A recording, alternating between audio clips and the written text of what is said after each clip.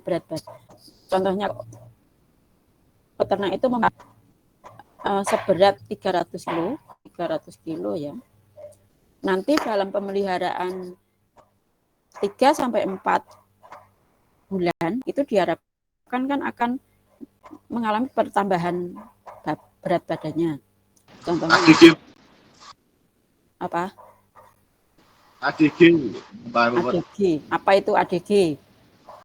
Acetopa saya lupa. Kamu memelihara tapi nggak tahu kan? Efren Lidge, Bu. ADG atau PBBH. ADG itu average day growth sama average day growth, pertambahan berat badan harian. Atau yaitu PBBH, pertambahan berat badan harian, PBBH. Jadi kalau memelihara sapi atau itu ayam itu ya, ayam pedaging itu kan juga pemeliharaan itu diharapkan nantinya akan memperoleh pertambahan berat badan. Nggak mungkin kan dikasih pakan tapi ternyata ternak yang dipelihara itu tidak mengalami pertambahan berat badan. Nah kemudian setelah mengetahui sistem pencernaannya, itu kemudian kebutuhan pakannya perlu diperbaiki, mungkin bagian rumen, bagian lambung itu yang harus diperbaiki seperti apa, itu kan dipelajari dulu dari anatominya. Jadi kita belajar tentang anatomi. Contohnya peternak itu memberi tiap hari itu memberi pakan hanya 2 kilogram.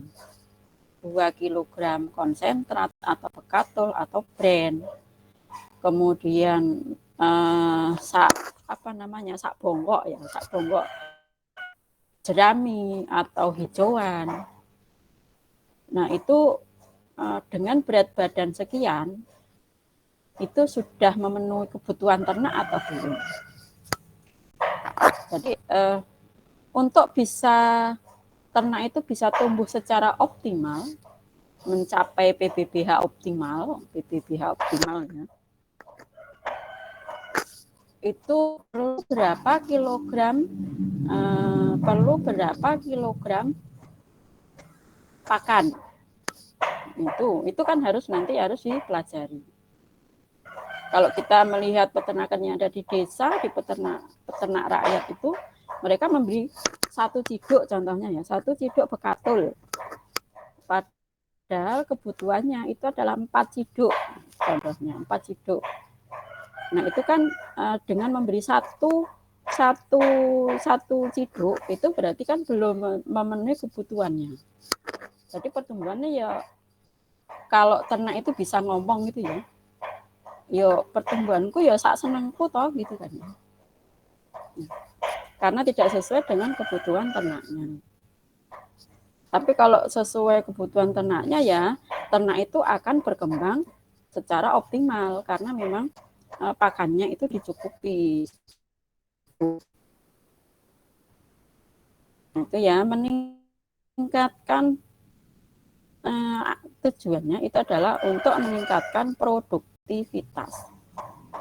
Produktivitas tadi dilihat dari produksi dan reproduksinya.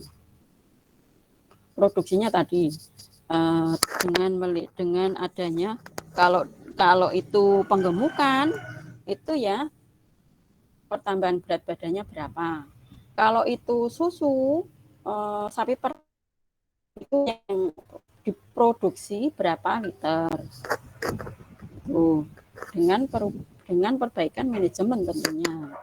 Nah, manajemen itu nanti kan dilihat salah satunya itu adalah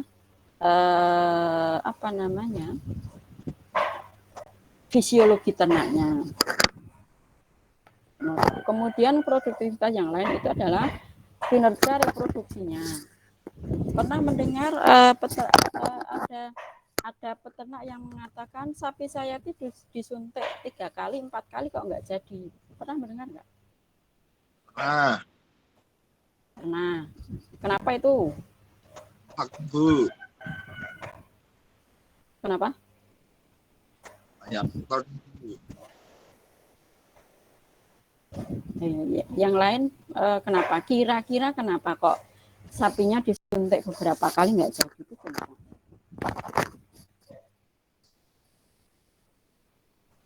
Bu, mohon maaf Bu. Suntiknya tadi suntik apa dulu ya Bu ya? Ya suntik sapi, suntik kawin. Suntik kawin. IB. Anu, Pernah mendengar inseminasi buatan? Pernah Bu kemarin. Pernah Bu. Kemarin sudah ya? Saya sudah pernah ngomong ya. Bukan pas pelajaran peternakan Bu. Pengantar ilmu peternakan. Iya Bu. Ya. Nah, itu kan kita pernah mendengar atau mungkin di lingkungan kalian, kalau di lingkungan kalian ada yang memelihara sapi gitu ya. Tapi kalau di kota semua kan nggak ada sapi ya. Tinggalnya di kota semua.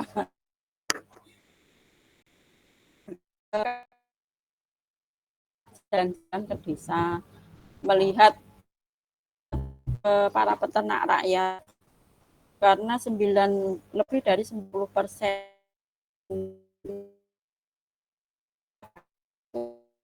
peternakan peternakan rakyat ya, peternak kecil yang hanya memelihara 1 ekor, 2 ekor, 3 ekor ya. Tidak terlalu banyak. Nah, itu kita sering mendengar sapinya itu disuntik sampai 3 kali, 4 kali tidak jadi. Itu apa sebab apa yang menyebabkan? Nah, itu banyak sekali hal yang menyebabkan. Mungkin memang karena mohon maaf. Siapa? Mohon maaf Bu, Ya? saya mau izin vaksin. Ya, silahkan. Terima kasih Bu. Jadwal vaksin. Iya Bu. Pertama, Moderna ya? Iya Bu. Moderna. Vaksinnya apa? Moderna atau Astra? Astra Bu. Nggak tahu. Astra sebenarnya. Masih Astra. Kalau masih Astra ya. Kalau Bu, terima kasih, Moderna Bu. memang nanti pengaruhnya agak tapi kalau badan kita sehat, badan kita imunnya kuat itu ya insya Allah tidak apa-apa. Itu saya lanjutkan tadi tentang faktor yang menyebabkan kalau ternak sapi itu disuntik tidak. Salah satunya itu adalah fisiologi tubuhnya. Mungkin ada kelainan pada organ-organ reproduksinya. Ada kelainan-kelainan ya. Mungkin ada kista, mungkin ada pembuahan, pendewasaan ovum yang tidak sempurna. Mungkin ada kelainan pada serviknya, jadi ada kelainan-kelainan pada organ reproduksinya. Kemudian ada karena pakan yang kurang bergizi yang istilahnya ya, yang tidak memenuhi kebutuhan dari ternak, itu juga mengganggu kesuburan dari tubuh ternak. Kemudian ada juga karena peternak tidak tepat dalam mendeteksi birahi. Mungkin birahinya terlihat kemarin sore, tapi lapor ke inseminator atau petugas IB itu baru besok sore. Nah, itu kan udah kelewat ya. Nanti kalian akan belajar tentang tentang waktu yang tepat untuk inseminasi buatan. Jadi nanti ya ada pelajaran reproduksi. Jadi saya tidak akan banyak membicarakan itu. Kemudian juga ada karena inseminatornya. Nah, itu banyak faktor ya yang menyebabkan SC-nya itu tinggi, service per conception-nya itu tinggi. Service per conception itu apa? Berapa kali disuntik sampai hewan itu, sampai ternak itu bunting, itu service per conception. Itu ya, itu produktivitas dari ternak. Jadi kan nanti kalau sudah mengetahui itu, maka akan dilakukan perbaikan pakan, perbaikan organ reproduksi, perbaikan manajemennya. Nah, itu sehingga produktivitas akan menjadi meningkat. Itulah tujuan kita itu mempelajari zoologi. Nah, kemudian nanti kita akan belajar tentang sel. Sel ya.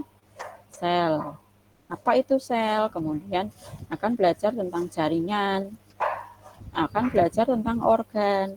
Akan belajar tentang sistem organ. Mempelajari tentang ini ya. Nah, ini ada ilmu yang pelajari tentang sel. Ini ya istilah-istilah histologi, organologi gitu. Ini sudah kalian kenal di SMA ya, SMP, SMA mungkin sudah mengenal itu.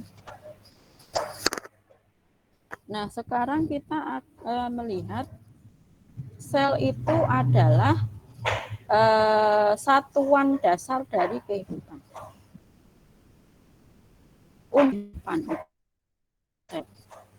Unsur terkecil dari kehidupan itu adalah sel. Atau juga sel itu merupakan suatu satuan terkecil dari suatu benda yang dinyatakan hidup. Jadi kalau itu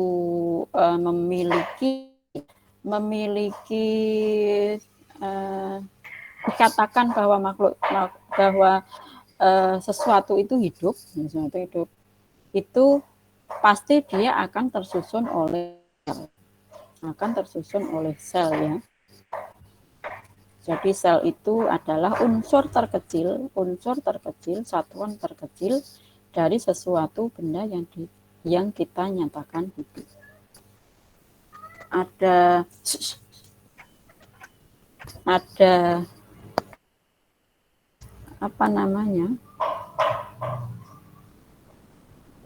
makhluk hidup uniseluler dan multiseluler.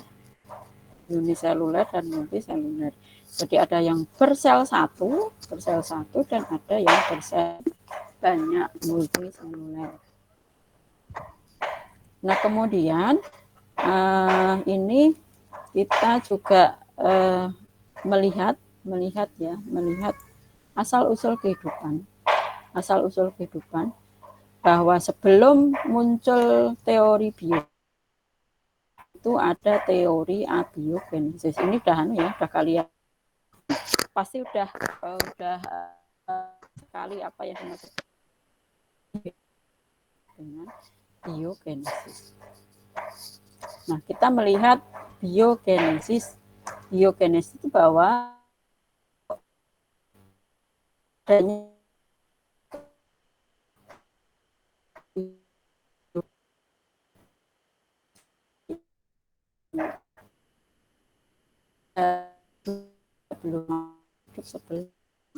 Nah, dalam teori biogenesis itu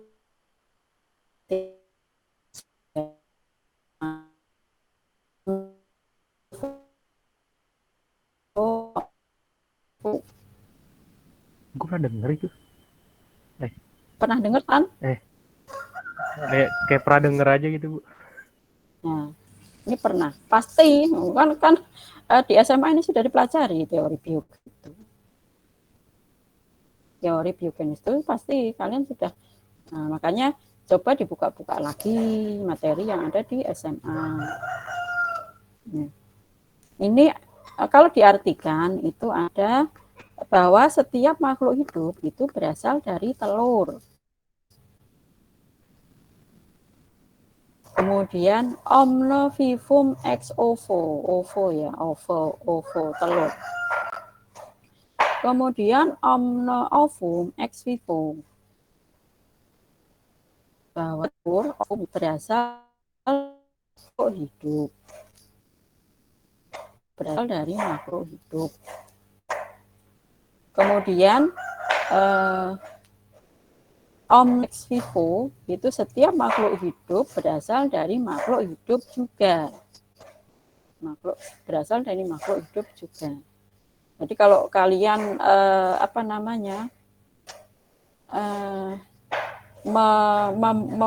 memperdebatkan mana yang lebih dulu, ayam atau telur nanti ya. Ayam, Bu. Ayam. Mana yang lebih dulu, telur atau ayam? Ayam. Nah itu. Jadi ini menjelaskan bahwa kehidupan yang ada sekarang itu berasal dari kehidupan yang ada sebelumnya. Contohnya kita saja ya. Kita itu kan juga berasal dari orang tua. Bapak ibu kita. Bapak ibu kita tidak akan mungkin menjadi kita kalau sel telur dan sel sperma itu tidak bertemu. Akan mungkin menjadi kita. Kalau sel telur yang berasal dari ibu kita dan sel sperma yang berasal dari bapak kita tidak mengalami fertilisasi, itu tidak mungkin akan menjadi kita. Nah, berasal dari mana? Bapak ibu kita itu berasal dari mbah kita. Ya, dari mbah kita. Mbah kita mana? Ya mbah buyut kita berasal dari mana? Ya mbah. Nah, itu kan berarti kita itu berasal dari kehidupan sebelum kita. Kehidupan sebelum kita siapa? Orang tua kita. Orang tua kita sebelum orang tua kita siapa ya? Ya orang tuanya, orang tua kita, mbah kita. Itu seterusnya. Jadi itu menjelaskan kalau kehidupan yang ada sekarang itu berasal dari kehidupan sebelumnya. Begitu juga dengan kehidupan yang lain ya, ternak, hewan, kemudian tanaman itu kan juga berasal dari kayak tanaman pisang itu kan juga berasal dari ketika induk pisang itu sudah berbuah, sebelum berbuah pun itu sudah memiliki anak dulu itu ya. Kemudian berbuah, mati, diganti oleh anaknya. Itu nanti akan terus seperti itu.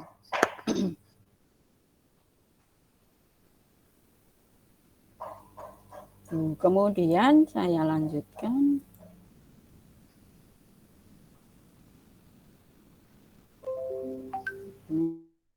Gambar sel. Mungkin nanti kalian bisa mencari gambar sel yang lebih bagus dari ini, silahkan. Silahkan kalian bisa browsing, mencari gambar-gambar sel yang lebih menarik, lebih mudah untuk dipahami. Gambar-gambarnya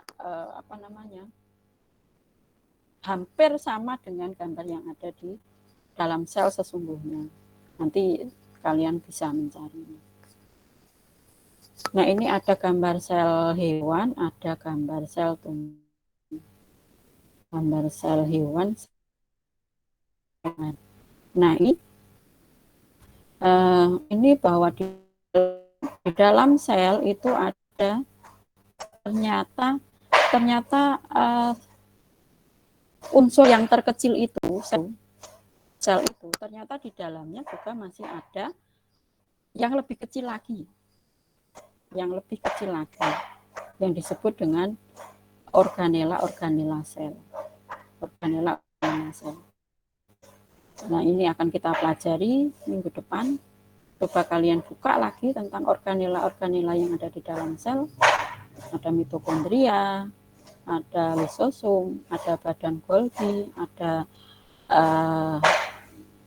nukleus, ada sitoplasma.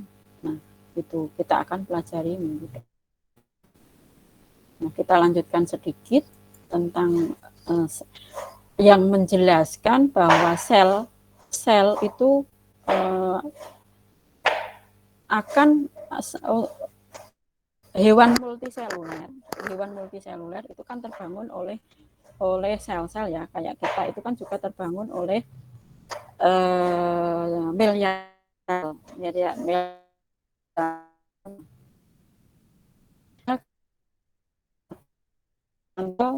yang satu dengan sel yang lain, yang menjelaskan bahwa sel itu merupakan suatu organisasi sel ya. Di sini ada dijelaskan bahwa sel itu merupakan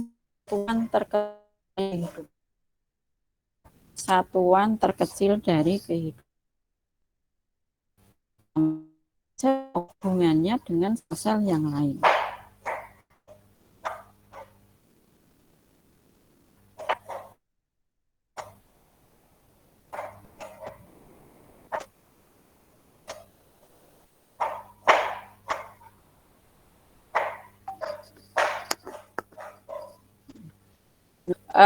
Sekarang kita melihat yang kita contohkan di sini itu adalah ini penjelasannya di sini ya, bahwa sel itu merupakan satuan struktural yang terkecil. Satuan struktural yang terkecil dari hewan dan tumbuhan. Nah, ini bahwa jaringan dan organ yang tersusun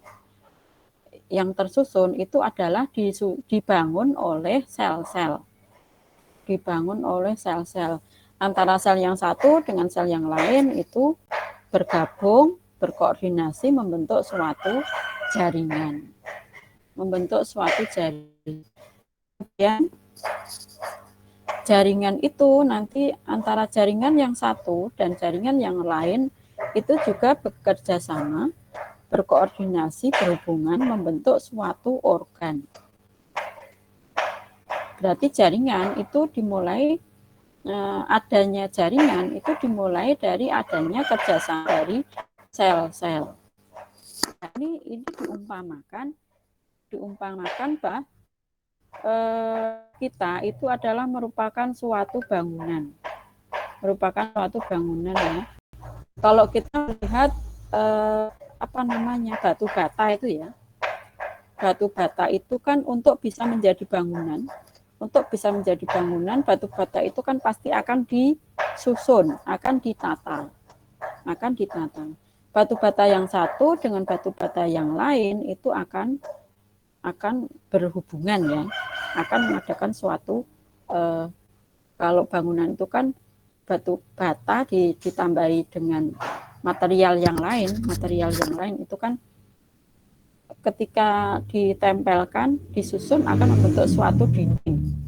Dinding itu nanti juga dinding yang satu dengan dinding yang lain akan bangunan. Itu juga dengan yang ada di dalam tubuh. Yang sel lain itu yang lainnya itu membentuk. Jadi ada contohnya sel daging, sel otot, bukan sel daging, sel otot. Kemarin ada berapa sel otot?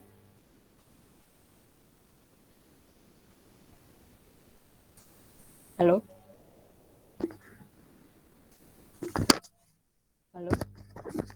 Hilang.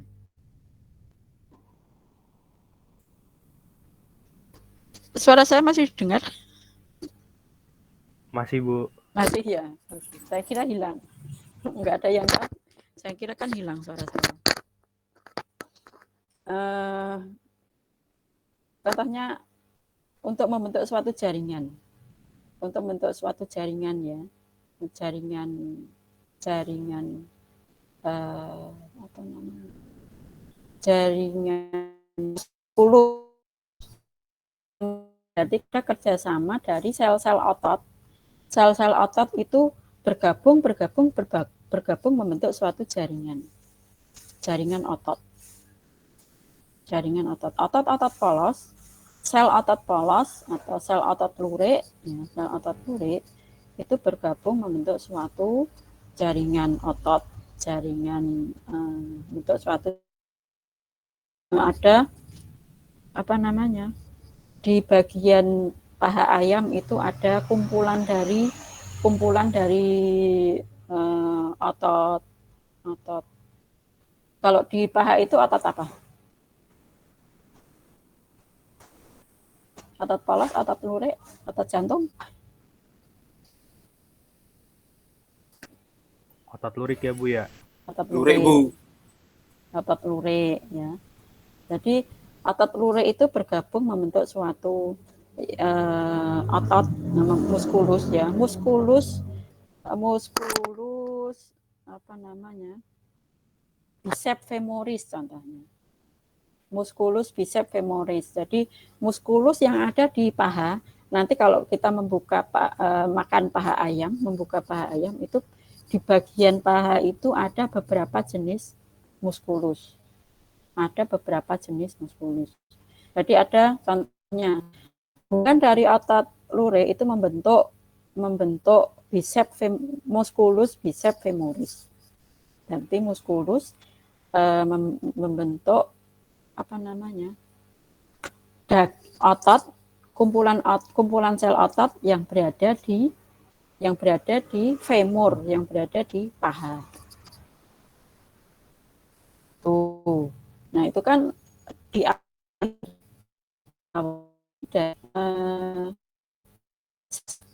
berupa sel satu dengan sel yang lain. Tuh. Kemudian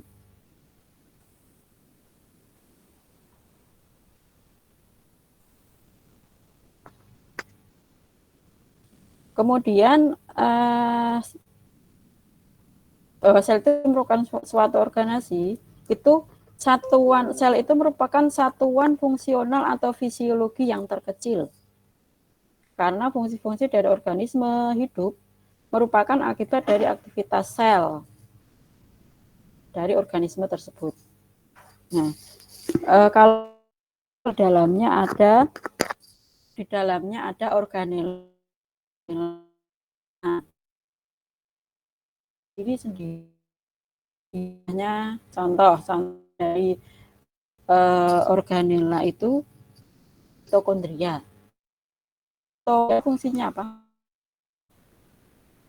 Satu, Bu.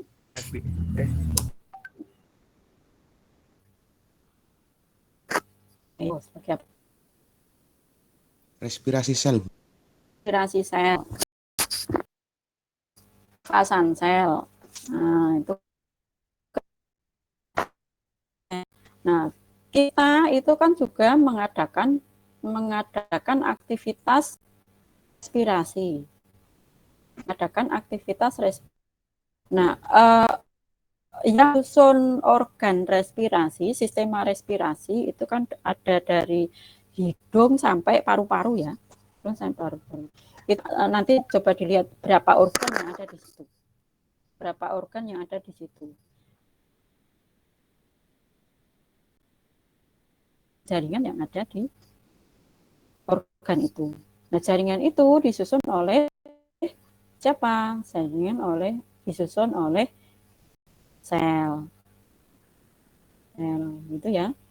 Jadi adanya aktivitas makhluk hidup itu karena adanya diawali oleh aktivitas yang ada di dalam sel. Yang ada di dalam sel. Jadi sel itu mengalami proses aktivitas kehidupan, sistem pencernaan, sistem respirasi, sistem kayak itu ya, fisik, kimia ada ya, ada di dalam sel. Kemudian yang ketiga itu ada sel itu merupakan satuan pertumbuhan dan perkembangan yang terkecil. Karena meskipun dengan sel dan berkembang dari sel-selnya. Dan Bu, ya, kalau pertumbuhan itu diukur, kalau perkembangan tidak bisa. perkembangan tidak bisa. Setuju? Setuju, Bu. Saya Dan perkembangan. Pertumbuhan itu kuantitas. Berkaitan kuantitas. Pertambahan atau pertambahan besar. Itu kan mengalami pembelahan. Mengalami pembelahan sel ya. Dari 1 menjadi 2, dari 2 menjadi 4. Ya, pembelahan mitosis, meiosis ya. Paham kan ya? Paham apa namanya? Tahapan-tahapan dari mitosis ya. Nah, dari 1 menjadi 2, kemudian bertambah. Nah, itu berarti adanya pertumbuhan besar, menjadi besar. Kemudian ada proses perkembangan. Perkembangan itu dari kayak sel darah merah itu kan ada sel darah muda dan sel merah dewasa. Sel darah merah muda, sel darah merah dewasa. Itu kan karena adanya proses perkembangan. Perkembangan dari muda ke dewasa itu berarti kan perkembangan. Nah, di dalam makhluk kan juga seperti itu ya. Dalam kita itu kan juga ada proses perkembangan. Apalagi kalau di anak-anak itu ada usia tumbuh kembang anak. Nah, itu. Nah, sekarang ini sudah dewasa atau belum? Gitu ya. Kalian sudah dewasa atau belum? Nah, itu. Kemudian yang keempat bahwa sel itu merupakan salah satu faktor herediter terkecil. Dan yang kelima itu sel itu merupakan satuan regenerasi yang terkecil. Itu ya. Akan saya lanjutkan minggu depan. Karena ini saya mau berangkat ke Solo ya. Jadi tolong itu dipelajari lagi. Bentar saya tak ambil fotonya untuk bukti.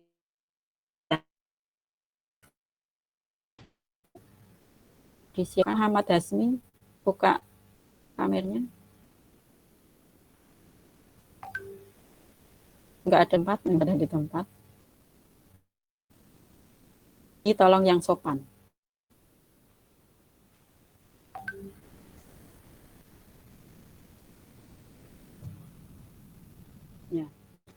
Ya meskipun ini daring, tapi tolong tetap menjaga kesopanan. Tolong tetap menjaga kesopanan. Ini adalah forum yang formal, bukan forum informal. Jadi celelean terserah, tapi juga saya tidak mau sebenarnya kalau terlalu banyak gurauan gitu ya. Ya, tetap menjaga kesopanan, gitu ya. Yang lain aja rapi-rapi, cakep-cakep kok, tidak pakai baju gitu ya. Pas belum, Bu? Karena depannya rusak, Bu. Sudah saya ambil 1, 2, 3. 1, 2, 3. Sudah, terima kasih. Kita ketemu minggu depan. Saya akhiri. Assalamualaikum warahmatullahi wabarakatuh. Waalaikumsalam. Waalaikumsalam. Banyak Ibu. Ya. Terima kasih Ibu.